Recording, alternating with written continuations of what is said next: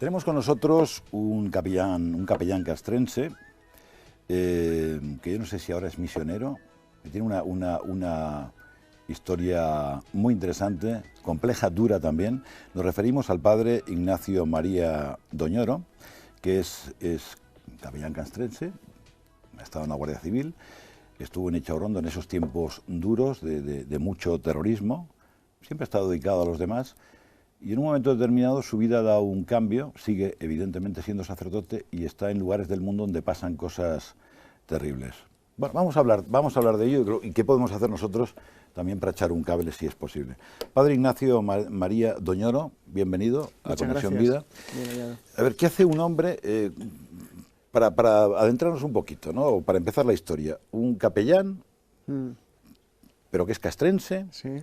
¿Qué hace, primero, en este caso, y permíteme que te tutee, Sí, a Ignacio que se haga cura y que se haga guardia civil o militar en su momento? Sí. Bueno, pues los capellánes castrenses tenemos como misión atender a las personas que están al servicio de los ciudadanos, en este caso de los militares, de los guardias civiles y de los policías nacionales. Entonces yo ingresé como capellán militar, pero lógicamente no estaría donde estoy si no tiene una excedencia. Entonces no voy a decir que soy ex capellán militar, porque lo sigo siendo de corazón y de razón, sino que estoy en una situación de excedencia. Porque el origen, según me comentaba el padre Ignacio antes de esta charla, era por ese acercamiento a las víctimas del terrorismo. Eso fue lo inicial, ¿no? Sí.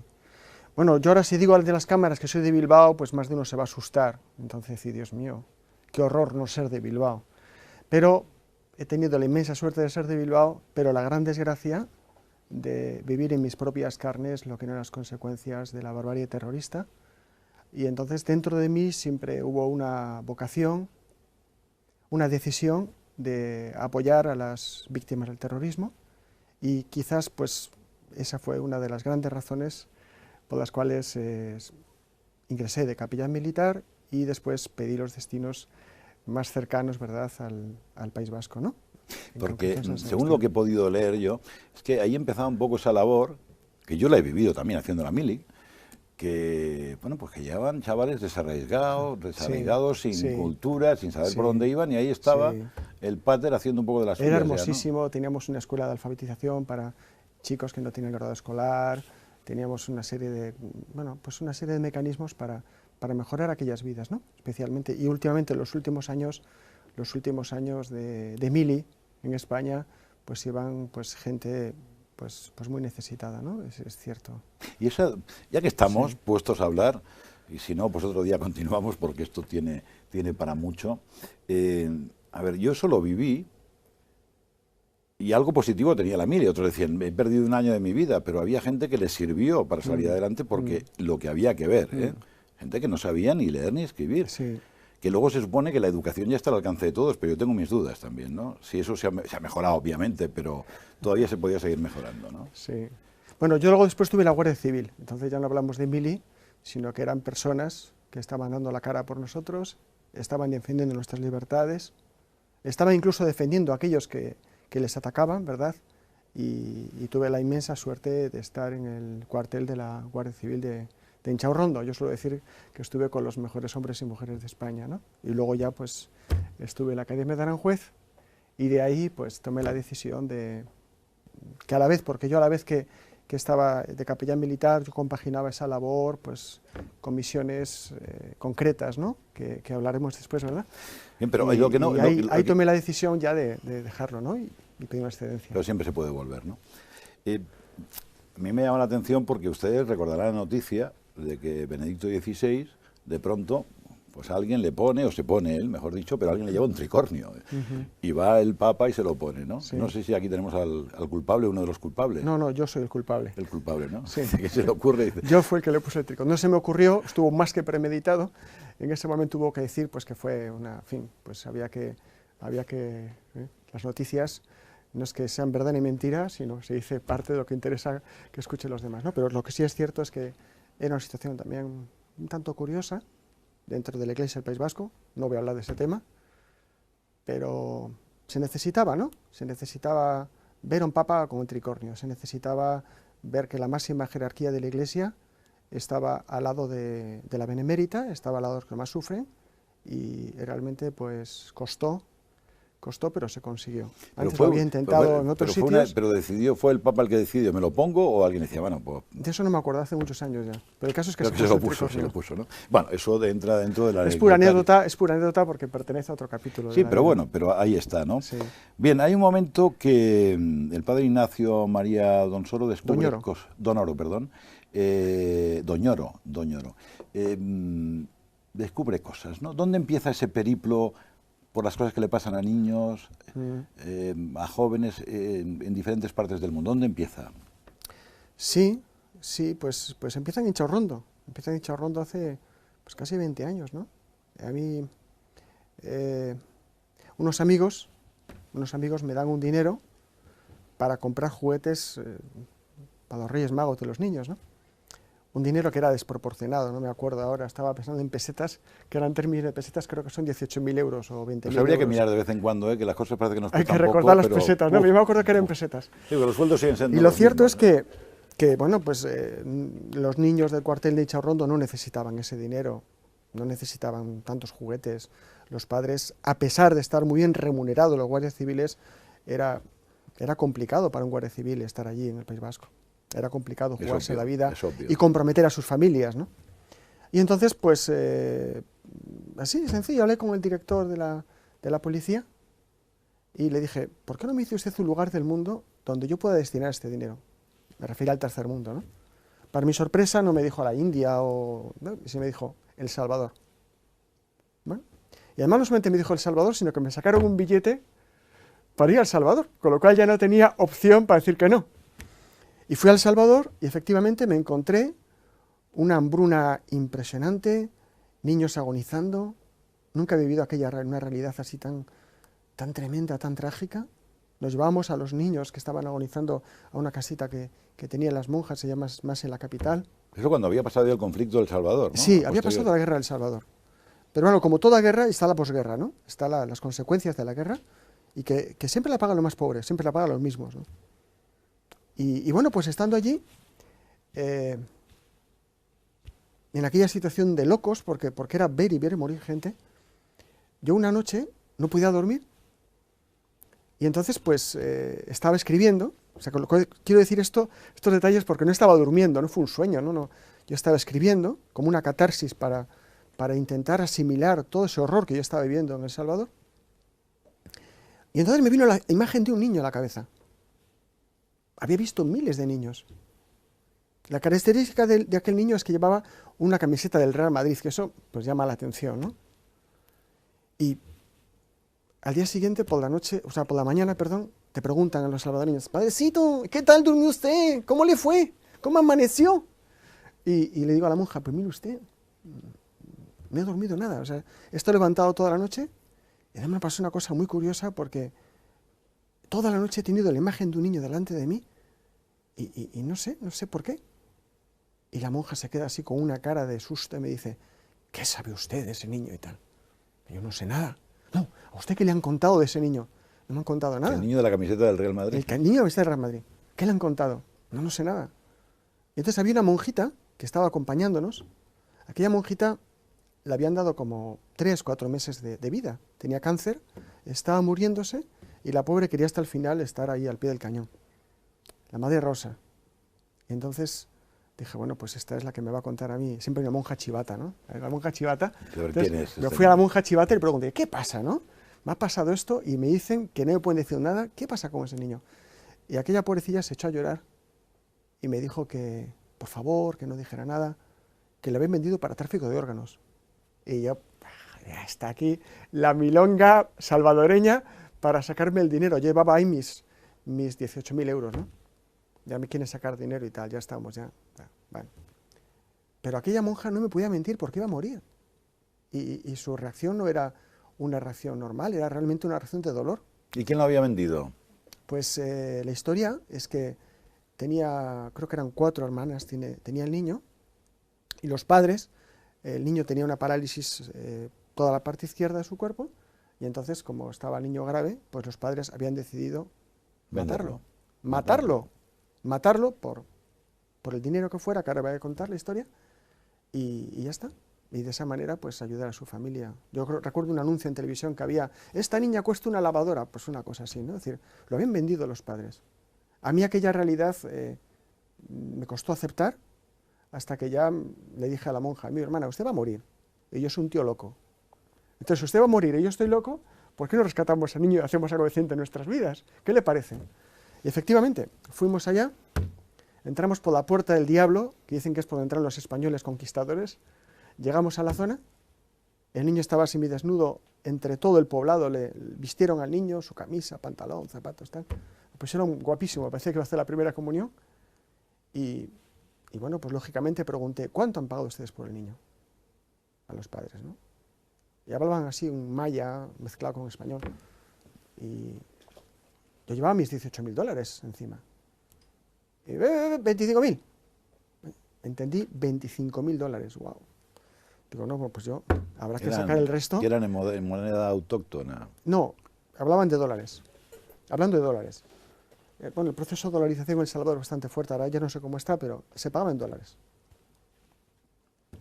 Hasta que entiendo que no eran $25.000, eran $25. O sea, $25 costaba la vida de aquella criatura. Pero estaban allí los que lo habían pagado.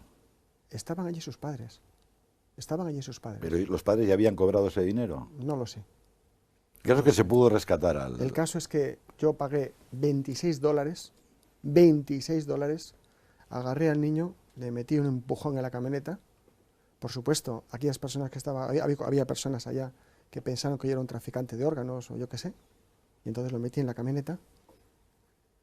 Y al meter en la camioneta el niño se puso a gritar, salimos corriendo de ahí, estaba aterrado de miedo y dice, a que le quitan los órganos va a ser a mí, ¿sabes? Claro. A ver lo que va a pasar aquí, ¿no?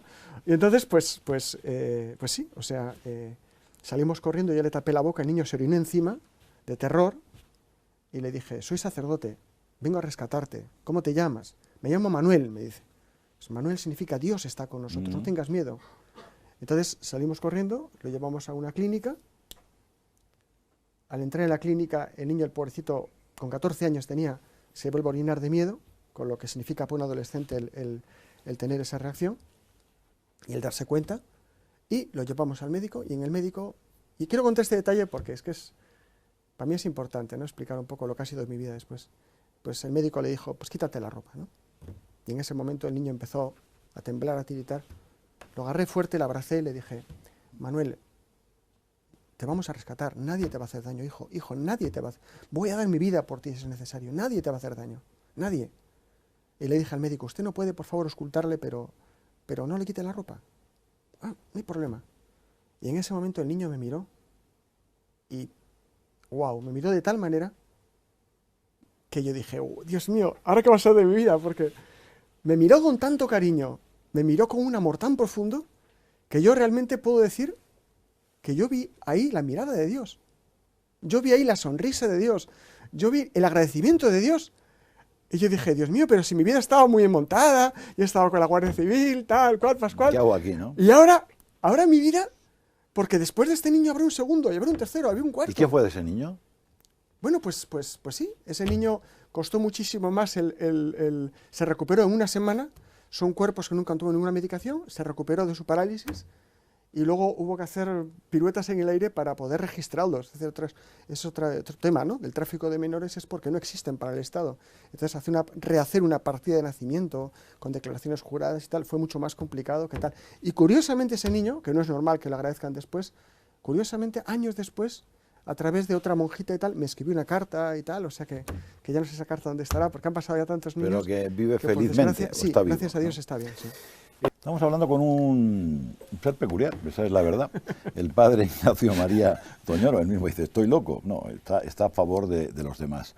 Eso fue, estábamos hablando de esa experiencia en El Salvador, que supongo que continuó, que alguna vida que otra se iría salvando, que otra no, porque toda la vida tiene su importancia, ¿no? Sí. Pero hay más cosas en el mundo. Estamos hablando de tráfico de órganos, estamos hablando de, que yo no entiendo, como los gobiernos sean tercer mundo o no tercer mundo. Los gobiernos tienen que estar para algo, ¿no? Para ayudar a los semejantes, para evitar que estas cosas pasen. Yo nunca lo entenderé, ¿no? Pero luego nos vamos también al norte de África, ¿no? Bueno, después tuve la inmensa suerte de poder trabajar en Colombia. Colombia. En ¿Qué pasaba en Bogotá. Colombia? En Bogotá había una realidad terrible bueno, en Bogotá por toda la situación de conflicto, digamos, no sé cómo definirlo, la palabra conflicto me parece muy suave lo que se está viendo en Colombia, ahora mismo otra vez. Pero la guerrilla, el tema del narcotráfico, todas estas cosas. Absolutamente, ¿no?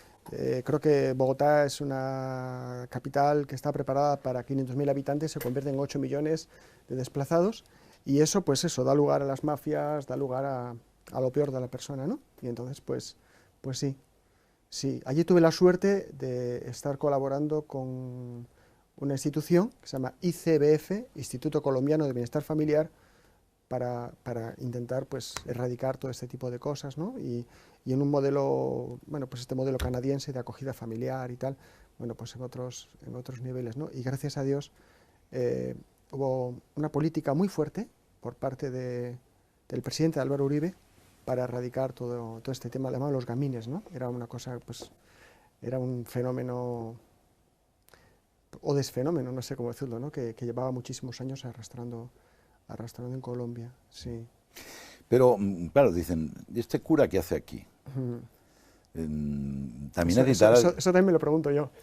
Claro, y dice, pues necesitará dinero para hacer cosas. La gente apoya este tipo de acciones, bueno, pues, porque está hemos estado creando, infancia, ¿no? Hemos estado, bueno, pues desde El Salvador creamos una asociación autonómica, se llamaba Anetosungo Euskal Kartea, después se creó otra asociación que se llamó Acción Unidad de Europa, y últimamente, pues, para trabajar en Tánger y trabajar en Mozambique. ¿Qué pasa en Tánger?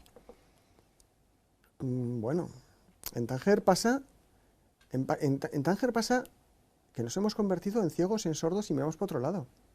Y yo creo que en el fondo también hay una xenofobia ahí latente en todos nosotros, ¿no?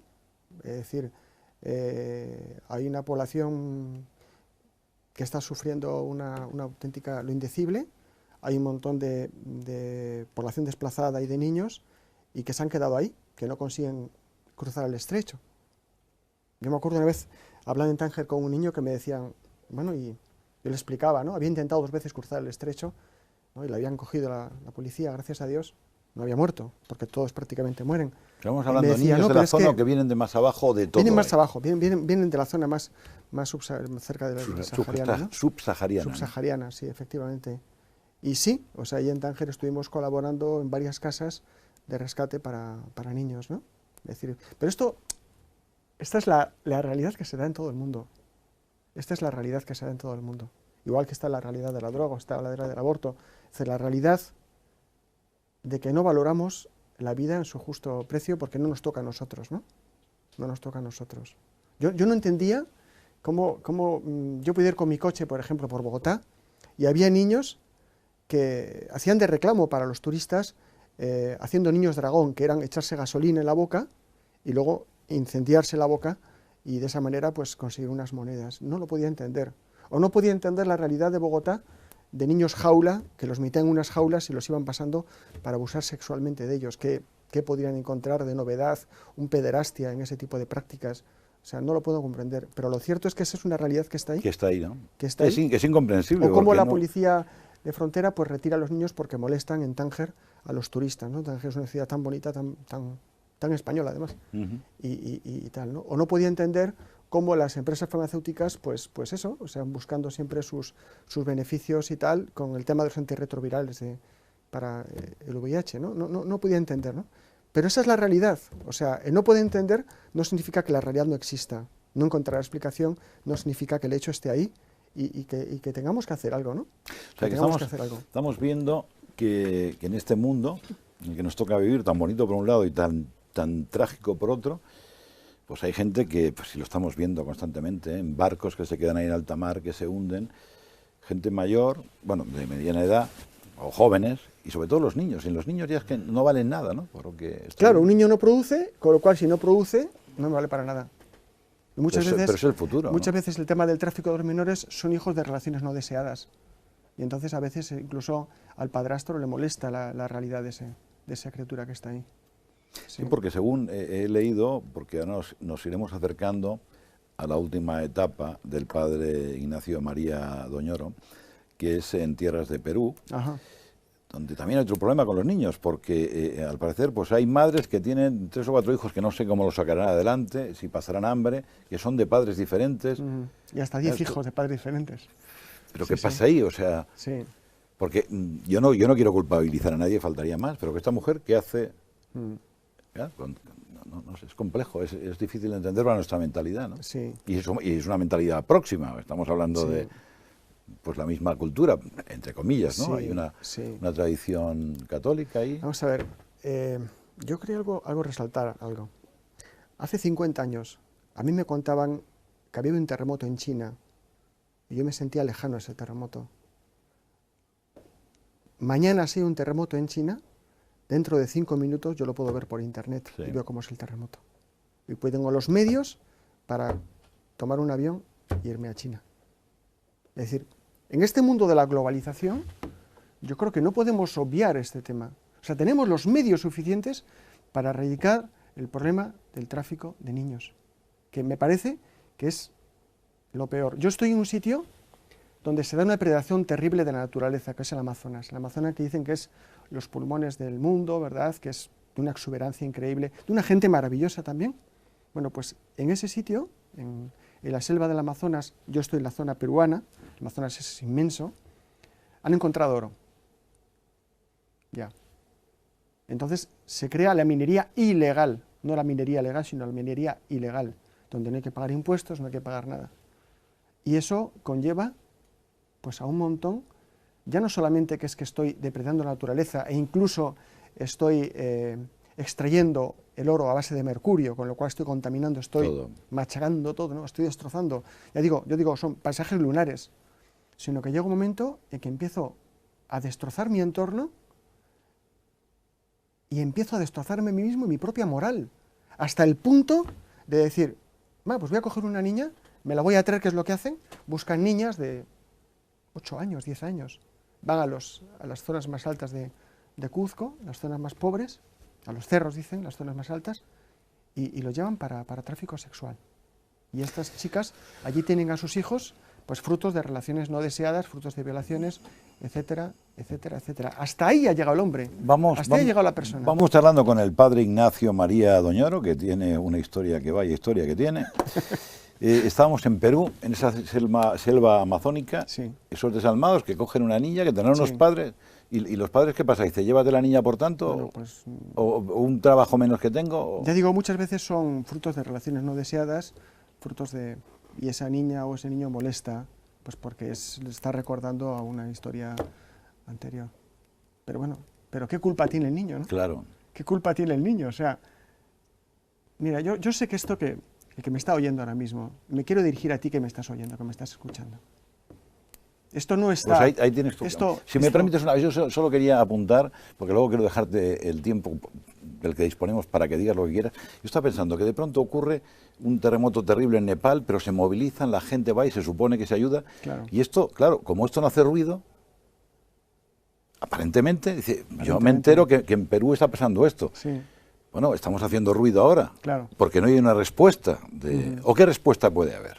Y antes de que se nos vaya el tiempo, porque yo conozco el tema, hay una forma de acercarse a esta problemática porque el padre Ignacio María Doñoro, entre otras de las muchas cosas que se le han ocurrido, ahí tiene esa casa de acogida que tiene el nombre del Hogar Nazaret, ¿no? Vamos a poner esa dirección, www.hogarnazaret.es.com, es igual.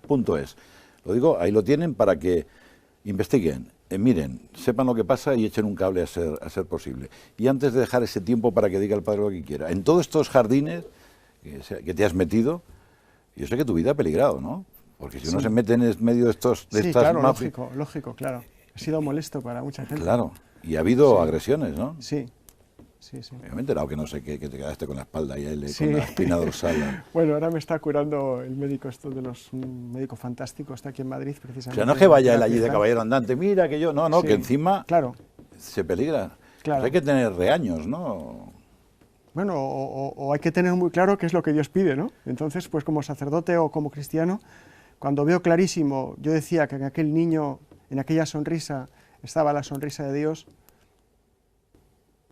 por desgracia, por suerte, yo creo que por suerte, sigo viendo a Dios en los niños, ¿no? La Biblia dice, lo que hicisteis con uno de estos mis pequeños hermanos, conmigo lo hicisteis, ¿no? Y ese niño es sacramento de Dios, o sea, en ese niño está Dios, es el niño Jesús.